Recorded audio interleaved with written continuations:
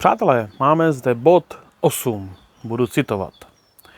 Veřejní činitelé nemusí být našimi kněžími.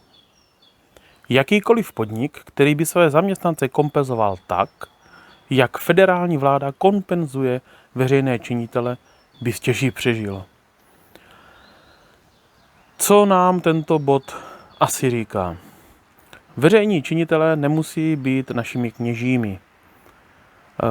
To, co ten systém, který vytvořil technologické společnosti a lidi typu Thiela, Karpa, Muska, Yuvala, Harariho a další, tak tento systém, postavený na tom zisku, ten kapitál, ten kapitalistický systém, ten tržní systém,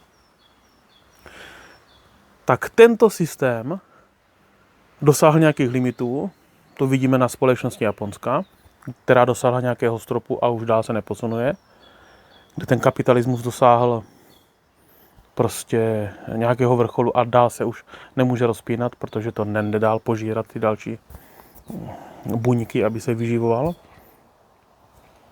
Jakýkoliv podnik, který by své zaměstnance kompenzoval tak, jak federální vláda kompenzuje veřejné činitele, by stěží přežil.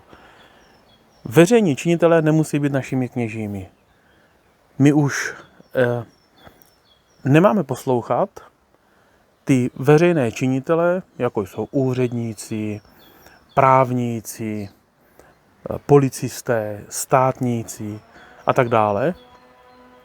Nemáme je brát za kněží, nemáme je brát za bernou minci, za někoho, koho si svobodně volíme a garantuje nám za to, že platíme daně, tu svobodu, jak nám oni říkají, takže poslouchat nemusíme. Máme radši vsadit na to, co my, ta technologická elita, vám říkáme a to, co vám přineseme. A to je,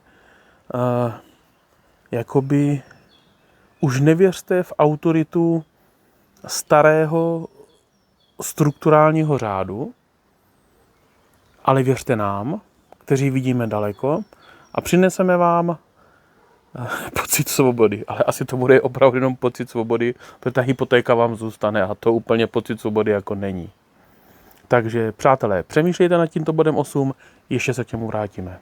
Díky.